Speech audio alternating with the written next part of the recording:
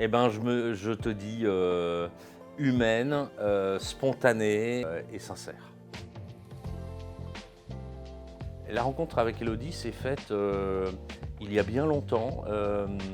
On s'est rencontrés en tant que candidat EMT et puis on a eu une super opportunité un moment sur une belle mission de structuration de l'international d'un groupe important qui faisait plus d'1 milliard d'euros et dans laquelle j'ai eu la conviction qu'Élodie elle était la bonne personne.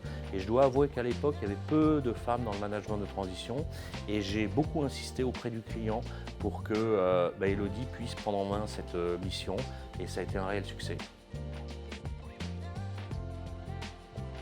On ne s'est jamais perdu de vue parce qu'en fait, on est toujours finalement resté très proche.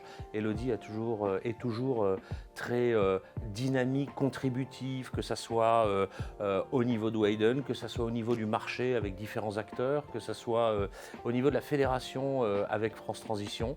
Voilà, donc Élodie est un des personnages aujourd'hui incontournables de notre métier, de notre marché. Alors on pourrait se dire encore un bouquin sur le management de transition, mais je crois que cette fois-ci c'est fait par une vraie professionnelle avec des exemples pragmatiques et directs, des conseils à la fois pour ceux qui le pratiquent depuis longtemps au travers d'une vraie expérience et à la fois pour les primo-accédants d'aujourd'hui qui en tireront sûrement quelque chose de très valorisant.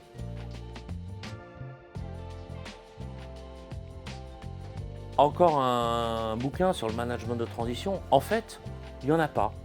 À l'époque, il y avait eu un livre en 2008, mais qui est complètement obsolète. Et puis c'est vrai qu'à l'époque, les éditeurs, que ce soit Duno, Erol, les plus grands, qu'on avait sollicités, ne souhaitaient pas parler du management de transition. Et si aujourd'hui le sujet est supporté et pris en main par eux au travers du livre d'Élodie, c'est aussi que le management de transition a acquis des lettres de noblesse différentes. J'avais envie de vous donner 3 conseils, mais en fait je vais vous en donner un seul. Lisez le livre d'Élodie.